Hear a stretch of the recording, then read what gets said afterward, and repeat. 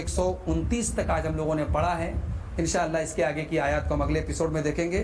ان آیات میں ہم نے جو سبق حاصل کیا، سب سے پہلا سبق یہ ملا کہ مسجدوں کو ڈھانے والے اور مسجدوں میں اللہ تعالیٰ کی عبادت سے روکنے والے سب سے بڑے ظالم لوگ ہیں، اور اس کے اپوزٹ میں جو لوگ مسجدوں کو آباد کرتے ہیں، مسجدوں کی تعمیر کرتے ہیں، وہ ایمان والے ہیں۔ یہی وجہ ہے کہ اللہ تعالیٰ نے سورہ توبہ کی آیت نمبر 18 میں ان لوگوں کا ذکر کیا جو مسجدوں کو آباد کرتے ہیں۔ اللہ نے فرمایا انما یعمر مساجد اللہ من آمن باللہ والیوم الآخر۔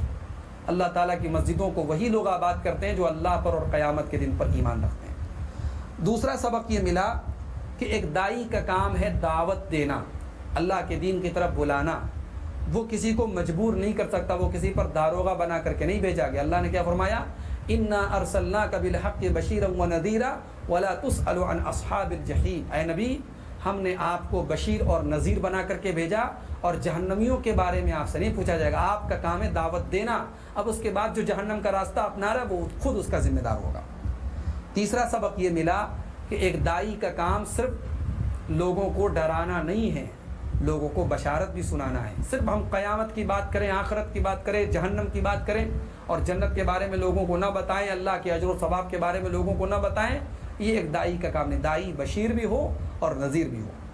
ایک سبق یہ ملا کہ قرآن کی تلاوت کی جائے تو اس کا حق ادا کیا جائے۔ الذین آتیناہم الکتاب یتلونہ حق تلاوتہ، جن کو ہم نے کتاب دی وہ اس کی تلاوت کرتے ہیں جیسا اس کی تلاوت کا حق ہے۔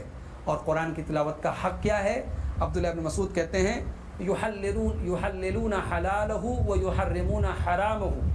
تلاوت کا حق یہ ہے کہ قرآن کے حلال کو حلال سمجھا جائے، قرآن کے حرام کو حرام سمجھا جائے۔ وَيُؤْمِنُونَ بِمُتَشَابِهِ، اور قرآن میں جو متشابہ ہیں ان کے اوپر ایمان لایا جائے۔ وَيَعْمَلُونَ بِمُحْكَمِهِ، اور جو محکم آیتیں ان کے اوپر عمل کیا جائے۔ اسی طریقے سے ایک سبق یہ بھی ملا کہ لوگوں کا امام ایسے لوگوں کو بنایا جائے جو عدل والے ہوں، انصاف والے ہوں، نیک ہوں اور اس عہدے کے لائق ہوں۔ اسی لیے اللہ نے فرمایا جب ابراہیم علیہ السلام سے کہ میں تم کو لوگوں کا امام بنانے والا ہوں، اور حضرت ابراہیم نے کہا کہ میری اولاد کا کیا ہوگا، تو اللہ نے فرمایا لا ینال عہد الظالمین، میرا وعدہ ظالموں کے لیے نہیں ہے۔ اس سے پتہ چلا جو ظالم لوگ ہیں یا جن کے ایمان اور عمل میں گڑبڑی ہے، ایسے لوگوں کو لوگوں کا لیڈر اور امام نہیں بنانا چاہیے۔ ایک سبق یہ بھی ملا کہ دنیا کا جو رزق ہے وہ اہل ایمان کو بھی ملے گا، کفار کو بھی ملے گا، اس میں کوئی تخصیص نہیں ہے۔ اسی لیے اللہ نے فرمایا وَمَنْ كَفَرَ فَأُمَتِّعُهُ قَلِيلًا، جو کفر کرے گا اس کو تھوڑا بہت ہم فائدہ پہنچائیں گے۔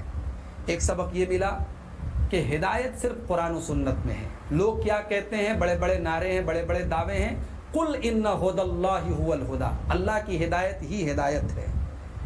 ایک سبق یہ بھی ملا کہ جب ہم نیکی کریں تو نیکی کرنے کے بعد نیکی کی قبولیت کی فکر کریں۔ ابراہیم اور اسماعیل اللہ کے گھر کی تعمیر کرتے وقت کیا دعا کر رہے ہیں؟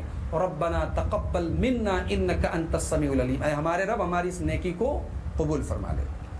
نیکی کرنے کے بعد بھی توبہ اور استغفار کرتے رہنا چاہیے۔ اسی لیے حضرت ابراہیم اور اسماعیل یہ بھی دعا کرتے ہیں وتب علینا، ہماری توبہ قبول فرما۔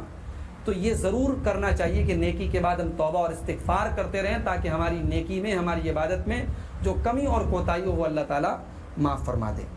اور ایک سبق یہ بھی ملا کہ قرآن کے ساتھ ساتھ ایک چیز حکمت ہے جس کا ذکر بار بار کیا جا رہا ہے، وَيُعَلِّمُهُمُ الْكِتَابَ وَالْحِکْمَةَ، قرآن اور حکمت سے مراد اسی قرآن کی شرح اور اس کی تفسیر یعنی سنت ہے، حدیث ہے۔ تو قرآن اور سنت ان دونوں پر عمل کرنا ضروری ہے۔ اللہ تعالیٰ سے دعا ہے رب العالمین ان آیات کو سمجھنے کی اور عمل کرنے کی توفیق عطا فرمائے، آمین۔ السلام علیکم ورحمۃ اللہ۔